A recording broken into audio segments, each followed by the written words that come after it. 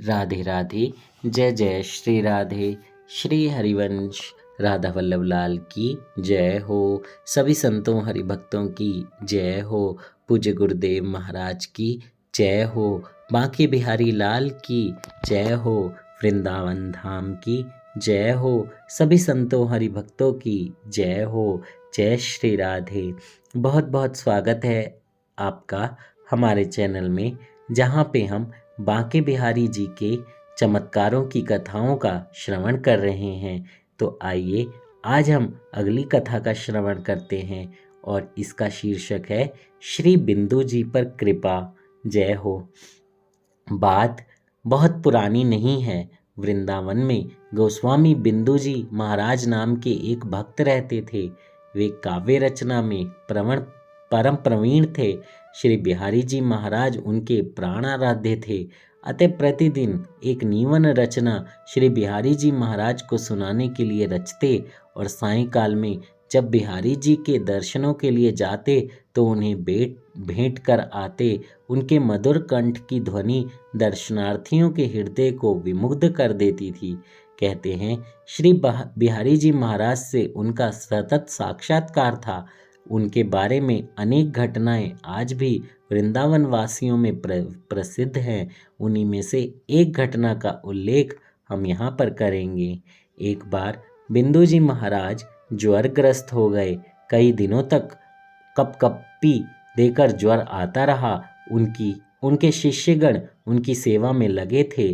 वृंदावन में उस समय श्री श्रवणलाल वैद्य आयुर्वेद के अत्यंत प्रतिष्ठित ज्ञाता थे।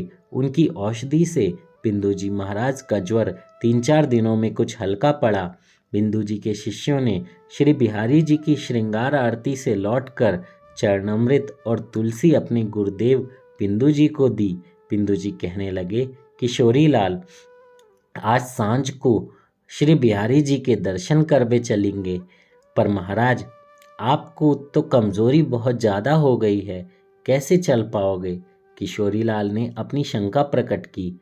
अरे कुछ ना हो भयो, ठाकुर को देखे कई दिन हो गए, यहाँ लिए आज तो जरूर ही जाएंगे।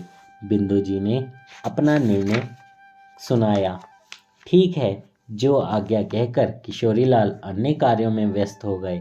परंतु बिंदु जी अचानक बेचैन हो उठे। आज तक कभी ऐसा नहीं हुआ जब बिंदु जी बिहारी जी के दर्शन करने गए हों और उन्हें कोई नई स्वरचित काव्य रचना न अर्पित की हो। आज उनके पास कोई रचना ही नहीं थी। उन्होंने कागज कलम लेकर लिखने का प्रयास भी किया, लेकिन शारीरिक क्षीणता के कारण सफल नहीं हो सके। धीरे धीरे दोपहरी बीत गई। सूर्य नारायण अस्ताचल की ओर चल दिए। लाल किरणें वृंदावन के वृक्षों के शिरोभाग पर मुस्कुराने लगी। तभी बिंदु जी ने पुनः किशोरी लाल को आवाज दी। किशोरी लाल, उन्होंने कहा, हाँ गुरुदेव, नेक पुरानो छदरा तो निकाल दे अलमारी में ते। किशोरी लाल समझ नहीं सका कि गुरुदेव को अचानक पुरानी चादर की क्या आवश्यकता आ पड़ी। वह आज्ञा की अनुपालना करता हुआ अलमारी तक गया और चादर निकालकर गुरुजी के सिराने रख दी। चादर क्या थी, उसमें दसियों तो पैबंद लगे थे। रज में लिथ रही थी। बिंदु जी ने चादर को सहेज कर अपने पास रख लिया। जब सूर्यास्त हो जाने पर बिंदु जी श्री बिहारी जी महाराज दर्शन करने के लिए निकले तो वही चादर ओढ़ रखी थी। तब वृंदावन में आजकल की तरह बिजली के बल्बों की जगमग नहीं थी। दुकानदार अपनी दुकानों पर प्रकाश की जो व्यवस्था करते थे, बस उसी से बाजार में प्रकाशित रहते थे। शिष्य लोग भी चुपचाप गुरुजी के पीछे हो लिए। जब श्री बिहारी जी महाराज के मंदिर में पहुंचकर बिंदु जी ने किशोरी लाल का सहारा लेकर जगमोहन की सीढ़ियां चढ़ी और श्री बिहारी जी महाराज के दाहिने ओर वाले कटहरे के सहारे द्वार से लगकर दर्शन करने लगे। वे जितनी देर वहां खड़े रहे, उनकी दोनों आंखों में अश्रु की धारा अविरल रूप से प्रवाहित हो रही थी। आज कोई रचना तो थी ही नहीं जिसे बिहारी जी को सुनाते। अतः चुपचाप दर्शन करते रहे। काफी समय बीतने के बाद उन्होंने वहां से हटाने की इच्छा से कटरे पर सिर टिकाकर दंडवत की। एक बार फिर अपने प्राण प्यारे को जी भर के देखा और जैसे ही कटरे से उतरने लगे कि नुपुरों की ध्वनि ने उनके पैर रोक दिए और जो कुछ उन्होंने देखा वह अद्भुत था। जय हो। निज महल के सिंहासन से उतरकर श्री बिहारी जी महाराज उनके सामने आ खड़े हुए। जय हो। बहुत बहुत आनंद, बहुत आनंद। क्यों, आज नाव सुनाओगे अपनी कविता? अक्षर अक्षर जैसे रग में पगा हुआ खनकती सी मधुर मधुर आवाज उनके कर्ण कहुरों से टकराई। उन्होंने देखा कि ठाकुर जी ने उनकी चादर का छोर अपने हाथ में ले रखा है। सुनाओ ना। एक बार फिर आग्रह के साथ बिहारी जी ने कहा। वह स्वप्न था या साक्षात, इसका निर्णय कौन करता? बिंदु जी ने तो जैसे अपनी आत्मसुध ही खो बैठे थे। शरीर की कमजोरी ना जाने कहाँ विलुप्त हो गई। वह पुनः कटरे का सहारा लेकर खड़े हो गए। आंखों से आंसुओं की धार, गदगद हृदय और पुलकित देह जैसे आनंद का महास्रोत प्रकट हुआ हो। बिंदु जी की कंठ ध्वनि ने अचानक सबका ध्यान अपनी ओर खींचा। लोग कभी उनकी तरफ देखते तो कभी उनकी चादर की ओर, किंतु श्री बिंदु जी थे जो श्री बिहारी जी की ओर अपलक दृष्टि से देख रहे थे। मंदिर के जगमोहन में उनके भजन की गूंज के सिवाय कोई शब्द सुनाई नहीं दे रहा था और बिंदु जी देर तक गाते रहे।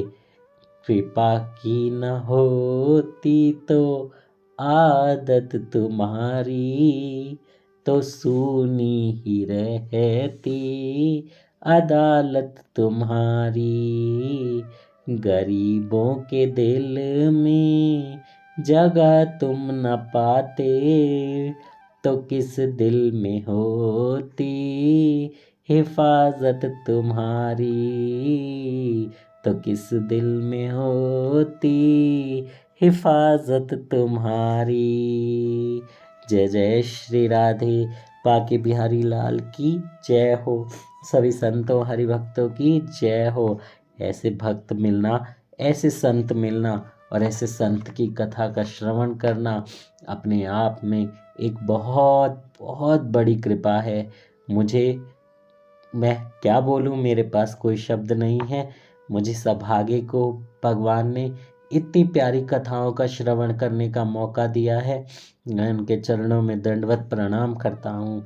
और देखिए, पिछली कथा में भी जो चरित्र हमने सुबह किया उसके अंदर भी यही बात थी कि जब आप प्रभु का दर्शन करें तो उस समय आपके मन में कुछ और नहीं हो, सिर्फ प्रभु हो। यहाँ पर भी वही बात कि उन्होंने सिर्फ एक टकी लगाकर बस बिहारी जी महाराज को देखा। ना उनके मन में कोई आस थी, ना आशा थी, ना उनके मन में कुछ मांग थी।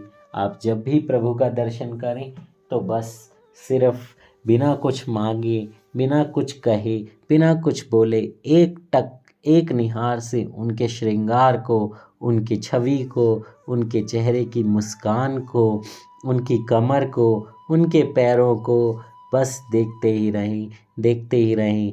आप अगली बार जब भी दर्शन करें बस इसी तरीके से कीजिएगा। मांगना ना मांगना वो सब बिहारी जी पर छोड़ दो, राधा वल्लभ पर छोड़ दो। आप सिर्फ एक टक दर्शन करो, अपने आप आपकी इच्छाएं पूर्ति हो जाएंगी। जब वो आपके सामने साक्षात खड़े होंगे, आपके पास खड़े होंगे, आप उन्हें निहार रहे होंगे, सारी मनोकामनाएं अपने आप पूर्ण हो जाएंगी। जय श्री राधे। श्री हरिवंश।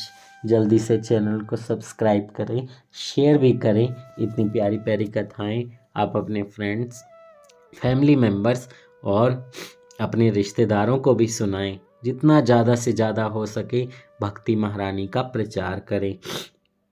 जय श्री राधे। श्री हरिवंश। सभी संतों हरि भक्तों के चरणों में मेरा दंडवत प्रणाम।